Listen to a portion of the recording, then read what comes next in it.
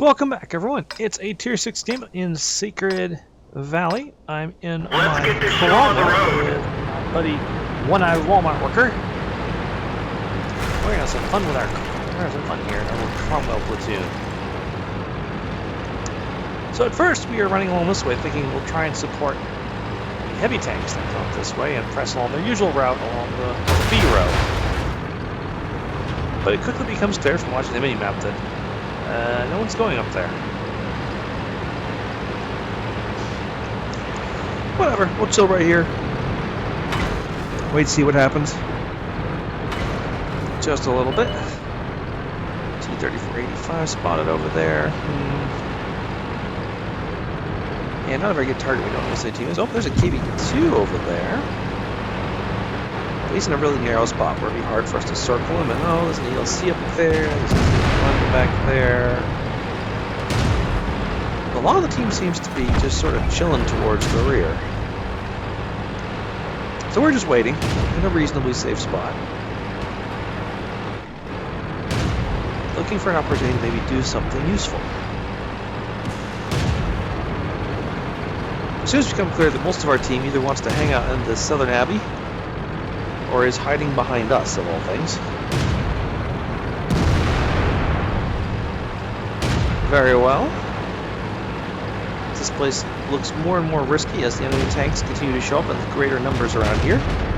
Finally say to him, alright, let's go do something different. Let's go after that T-3485 that's in the middle. Don't know if he's well supported or not, but frankly there's only one good way to find out. So, we end up taking slightly different routes to get at him. We've got this AT-8 and this T-40 pushing him over here, so hopefully this thing, well, I'm definitely under fire. Target acquired. Take this. Okay, that wasn't very good. And this. And missed. Great. Oh, Russian tank. Thank you very much. Oh, crap. I have managed to track myself. Penetration. One eye. Help. Well, I'm shooting me 2 rounds. Which means I won't be moving again anytime soon. Someone's hitting me. Keepers throw. Looks like he's a Russian. But one eye comes in and rescues me, and I just have to sit here and wait for my track to recover. We fixed the track. The northern side of the team is definitely collapsing. Drive on. I say to one eye, hey, you know what? We need to do something here. Let's try to sneak up on him by going underneath the bridge here.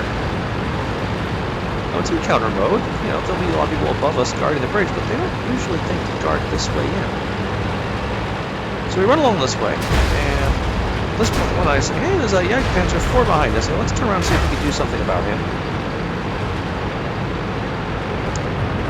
But after a few moments, I realized, actually, if we go back, we're just going to get ourselves killed easily.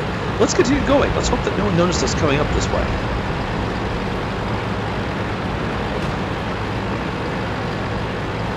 Let's get right here. There's a Wolverine. Just his butt sticking out. That's fine. We will start engaging the Wolverine. Enemy armor is damaged. Here it becomes clear as we knock out the Wolverine that the enemy team has no idea we're back here. I mean, we should be on the map clear as day, but nope, no one's coming back to stop us. So we race this way, looking for our next victim. Spot a Jumbo and a KV-2. Stop and start putting rounds in the Jumbo. We didn't even scratch them. It's pretty clear he does these. Enemy is hit. He has the first turret. Alright, he's down. Let's go for the KV-2, I say. He's got the little howitzer. It still hurts a lot when it shoots you.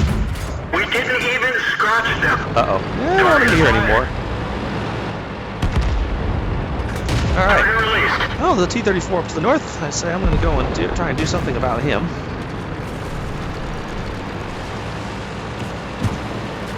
Oh god, he's got a Cromwell helping him. Help! Get him out of play. One eye tracks him. I start putting rounds into him, and boom. Alright, cool. What next? Ooh, a KV-1. Let's go fight that KV-1.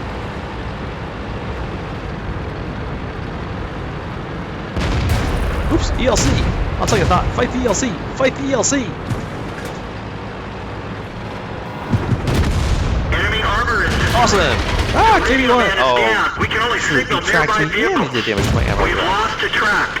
Well, That one didn't go through. realizing I can't We've just sit lost here and some take ammo, it, but at least it didn't explode. I fixed my ammo rack and start putting rounds into them. Let's roll. And thankfully, One Eye is able to take them out. Both of us are reduced to like slivers of our starting hit points, but the enemy team is mostly dead. We turn and start engaging. Only one enemy tank left now, an Arrow 44, and I said, heck it, we'll just go in there and kill him pretty good, right? Right, let's go. Permission to engage. Penetration. Where'd they go? And One Eye is fortunate to get the kill shot on the Arrow, which gives us a Brothers in Arms medal to finish the match. So that was actually a really interesting match. What's really cool about it is what you'll see here in the post-game stats, which are coming up right now. So here's the post-game stats for that game you just watched. As you can see, very satisfying little win, getting a first class in the Cromwell and a Brothers in Arms medal. Directly or indirectly engaged a very large chunk of the enemy team, as you can see in the stats bar there. So this was actually a very nice little win. The really interesting, though, is here in the team screen. Take a look at the team screen. John Carter Mars in his Easy 8, 2,196 damage. Guess who was doing our fire support as we did our mad rampage through the rear? He actually did almost as much damage as both myself and One Eye put together, and got a very well-deserved 1,067 and a XP and a high caliber. One Eye actually got some other medal. I actually forget what his second medal was, but he also got, oh right, he had Confederate was his other medal. So we actually had a really solid roll in that particular match. 88 also had a good game with 1,300 damage. Too bad he had to die. There's a bit of a drop off in people doing damage after that on our team, but it shows you just how useful, particularly how brutal the DPM in the Easy 8 is. I think he was just sitting behind a bush somewhere, just punching rounds down range as fast as he could load the gun, and of course was rewarded with a very, very healthy score. Other team actually had the advantage in the early part. They ruled the northern part of the map, but letting a Cromwell platoon get behind you is never a good sign. And of course, if you have apparently a dedicated sniper like John Carter chilling in the background supporting them, it gets quite deadly very, very quickly. Finally, just a little bit about my own personal stats here. So 25 shots fired, 16 hits, 11 damage, pretty 11 damaging ones, pretty typical for the Cromwell. You spend so much time shooting on the move that you don't always get to sit and snipe very much. 6 hits, all of them penetrated. On me, all of them penetrated. Duh, Cromwell. Also did 1,200 spotting damage. Thank you, Mr. John Carter, for your excellent accuracy. And despite all of this, I still managed to come out with a very nice credit profit for the match. So I hope you all enjoyed watching that game. Good game, and good night.